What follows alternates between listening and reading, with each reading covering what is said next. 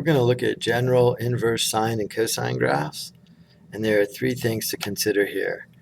The first is it exact or is it approximate? Exact means without a calculator, you need a reference triangle. Approximate's with a calculator. In exact, you're going to have fractional answers in terms of pi and radicals. Here, you're going to have decimal approximations. The second thing to look at is it theta degrees or is it x radians? So x is radians and theta is degrees. And then the third thing to consider is it principal, arc sine. So that is denoted with the capital. There will only be one solution within a given domain versus lowercase sine, lowercase inverse sine. There's an infinite series of solutions. So for inverse sine, that's capitalized, principal inverse sine, it has a domain between negative 90 and 90.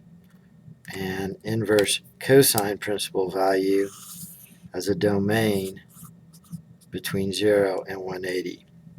So these are the three key things to think about when you're doing these types of problems. So let me look at this. I have an exact value problem. I'm going to need to draw a reference triangle. I have theta. My solution will be in degrees, and it's a principal value. There will only have one solution. Because it's a negative ratio of sides and is capitalized, it'll be in the fourth quadrant. If it were positive, it would be in the first quadrant. So I draw it down here in the fourth quadrant, where my opposite is negative 1, my hypotenuse is 2. Using the Pythagorean theorem, I find this is root 3. I recognize that as a 30, 60, 90 degree triangle. So my solution is in this domain, negative 90 to 90. So my solution is negative 30 degrees. Again, degrees, because theta, capital, one solution.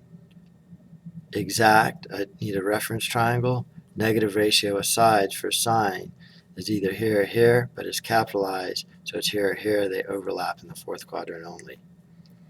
Let me change this problem a little bit. All I'm going to do is change this theta to an x. If I change theta to an x, I'm now in radian. I still have the same picture.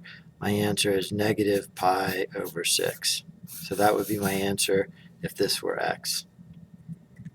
Let me do one more problem. Let me make one more little change. Let's make this positive 1/2. If that were positive 1/2 and this is still x, I'm in the first quadrant with the 30 reference. 1, this would be 1, 2. My answer would be 30 if it were theta, positive pi over 6 if it were x. The next thing I'll change, let me create a new piece of paper here. Next thing I'll do is I'll say theta is equal to the arc sine of negative 1/2. Only difference here is lowercase versus uppercase. Okay, so since it's lowercase, I'm going to have a series of solutions. So let me draw this out. It's a negative ratio of sides. I use this mnemonic device. All students take calculus, meaning a negative ratio of sides for sine will be third and fourth. A positive ratio of sides would be first and second. All are positive here, sine's positive here. So it's down here where the opposites, negative 1, the hypotenuse is 2, or down here where the opposite's negative 1, the hypotenuse is 2. The only difference between this problem and my first problem is this is lowercase, so I have a series of solutions now. These are still 30 references, but I need to include all positive possible values. So my first value is I start here and I rotate 30 past 180, 210 degrees. My next value is 30 degrees before 360, 330 degrees.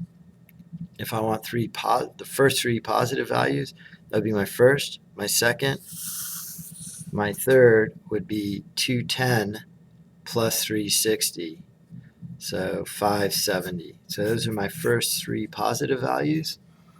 Or if I want a general solution, I would say 210 degrees plus 360 degrees n, and 330 degrees plus 360 degrees n. These are my first three positives.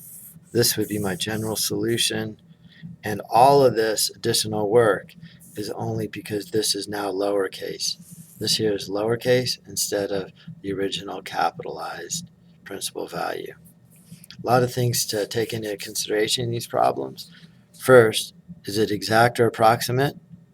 Exact is going to be fractional without a calculator. Approximate is decimal. Theta is degrees. X is radians. Capital S is principal value, so it's an inverse principal sign. Within this domain, lowercase, you need to have a general solution that covers all possible solutions.